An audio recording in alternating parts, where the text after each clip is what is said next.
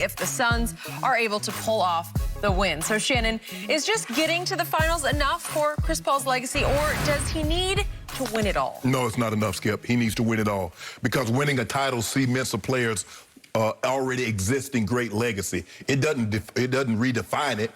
It enhances it. And that's what it's going to take for me because right now, Skip, I don't have Chris Paul, for whatever it's worth, I don't have him in my top 5 point guards.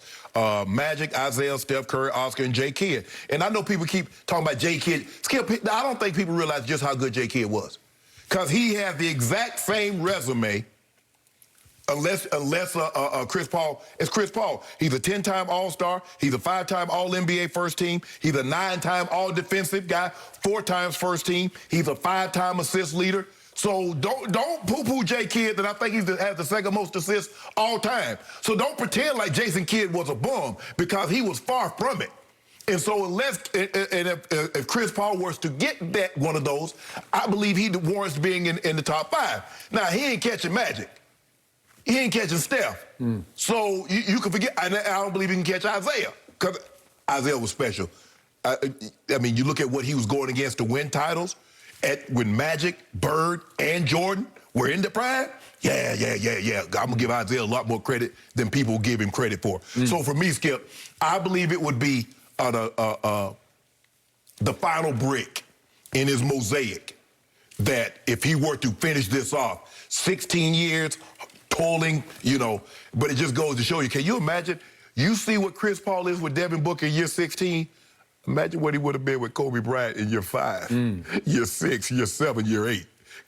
He would have more. This would not be his first time going to the finals had he had linked up with Kobe. So for me, Skip, he needs this. He needs to finish this off to cement his rightful place in basketball history. Getting there is not enough. Okay. And let's do the hypothetical negative. Yes. What if, as a solid favorite in the finals, they lose to an undermanned Milwaukee that doesn't have Giannis? Yeah. Giannis is not going to play at all? No, I'm just saying, what if, I'm doing the hypothetical. What if you lost to the Bucks without Giannis? What would that do to your legacy? It wouldn't be good. No, it wouldn't be good. But he still would have an opportunity. It's not like Skip, this is his last go-round, so he'll get an opportunity. I mean, just like a lot. Everybody's Skip. Everybody's not like a Bird or Magic or Jordan. Their first time getting their Skip, they win it. More times than not, or Tim Duncan, who goes 4 times before he even knows anything about a defeat, and then finds, and loses, and then comes back and wins it again.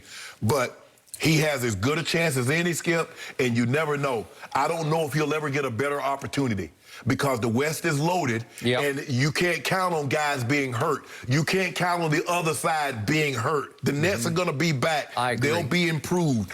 This is Chris Paul's time to shine, to seize the opportunity to cement his legacy. Right. Now, I will tell you this. On Saturday, Ernestine and I saw our man, Lil Wayne, and so he and I started. I promised Ernestine I wouldn't talk sports, but I couldn't help but talk some about Chris because Wayne and Chris are really close from their early days back in '06 in New Orleans when they were both, Wayne was just taken off, and Chris came as a rookie to New Orleans Hornets at that point. So it was Wayne's opinion, and he's been talking to Chris every day, that Chris is really good with this. Like, this was all he ever wanted, was to break through and get to the finals, and that no matter what happens after this, he's good to go. Like, he's completely, not that he doesn't want to win it, but that the breakthrough he achieved with the game of his life, and that was the game of, Yeah, that was the best game he's ever played. Ever played. Yeah.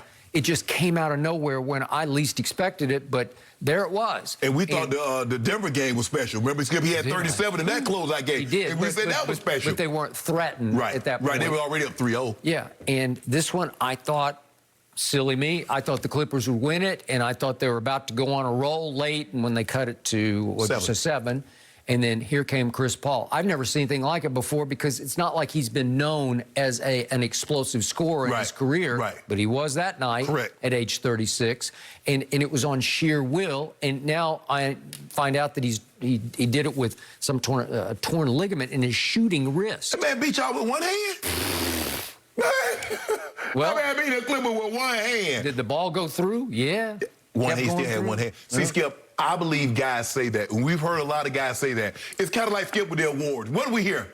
I don't. If I win, it's okay. I got nominated. No, you want to win. Stop that line. No, I got it. But Wayne's point was that Chris is just ecstatic that he finally got to a finals, and that in his heart of hearts, he's good with this, even though he obviously wants to win the finals. I tell you what, if he think he's good with it, let him lose to this team, and we'll see if he still feels Especially that let same him way. lose to this. Now I got the flies on my side. Yeah, good. See, I told you. Yeah, they're coming over that my bogus side. argument. They didn't like what I just said about Chris Paul, because these flies are obviously Chris Paul fans. But I will remind everybody, and I'm going to draw flies for saying this, but remember, Chris's playoff legacy wasn't pretty. No. Going into Wednesday night, it wasn't that pretty.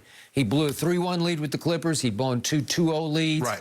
If I go all the way back to that 08 year against the Spurs, my Spurs at that point in New Orleans, they were up 3-2 and lost game 6 and 7. He had lost 2 of the 3 games that he had played in this series. And he'd lost those. And they had won 2 games without him in this series. Yes. So it was like wrong. Right.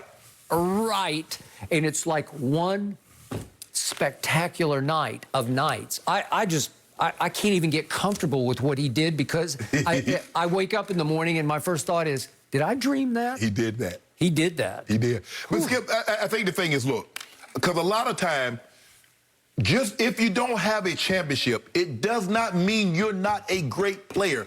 You can be a great player.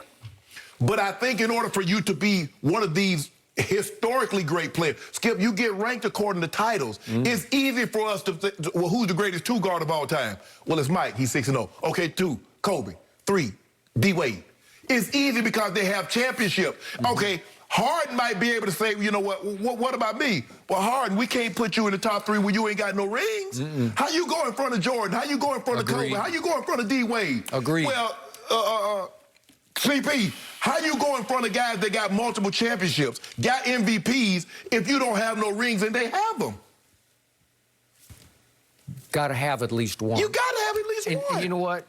I'll say this for Chris Paul. He deserves to have 1 ring, but he's got to earn it. Right. It's not going to be given to him. No. And you didn't want to see him at age 39 go along from the ride as a backup point guard for a team that wins a ring. Right. This is his time to be the driving force of a Phoenix team that couldn't get over the hump without him. Correct. Right? Yes. So here we go. So what did it enhance? It doesn't. Would a win enhance it more than a loss would do detriment to it? It's just a given he needs to win. Yes, but I agree. The loss, especially if Giannis doesn't play, would be cataclysmic. He cannot lose if Giannis doesn't play. He cannot lose this. No, absolutely not a pretty sight. No. All right, well, looking forward to it. And how about this, though? 5 years later, and Durant is still defending his decision to join the Warriors. The story that never goes away. We'll tell you what he was saying on Twitter about this next. No mercy.